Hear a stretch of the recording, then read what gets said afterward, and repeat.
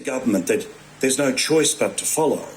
Remember, there's the American version of it and the gold standard of double standards, that being Anthony Fauci, who tried to tell the world in May of last year that there's no scientific evidence that anything came out of that Chinese lab. And now, in 2021, virtually a year after saying that, he now says this. I think that we should continue to investigate what went on in China until we find out, to the best of our ability, exactly what happened. Now, he has actively fought against this theory for the best part of a year.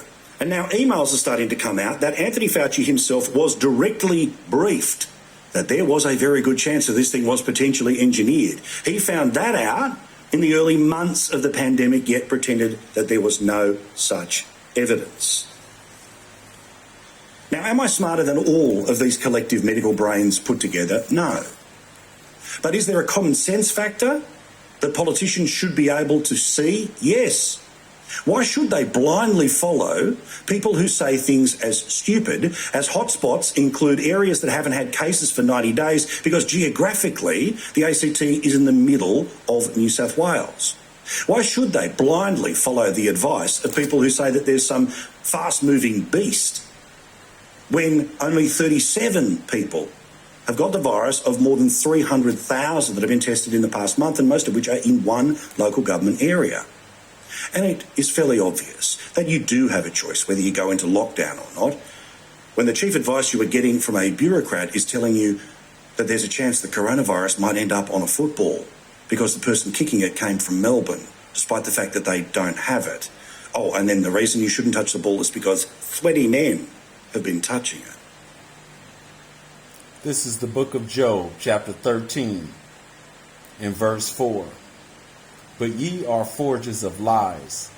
Ye are all physicians of no value. This is the book of Job, chapter 15, verse 6. Thy own mouth condemneth thee, and not I, ye? Thy own lips testify against thee. Verse 35. They conceive mischief and bring forth vanity, and their belly prepareth deceit. I want to give all praise and honor to Yahweh, who the world called God, Yahweh Shai, who the world ignorantly called Jesus. I want to give double honors to the elders. I want to thank the other apostles and teachers, prophets that's preaching and teaching throughout the earth, risking their lives in freedom in order to do so, coming out with the raw Bible, calling on the name of the Most High, Yahweh, and His Son, Yahweh Shai, with all caps. And I'm going to end it there because guess what? Let's go one more. I said I was going to end it, but let's go one more. Let's go to Luke chapter 12 and verse 2. Let me get it. This is the book of Luke, chapter 12 and verse 2.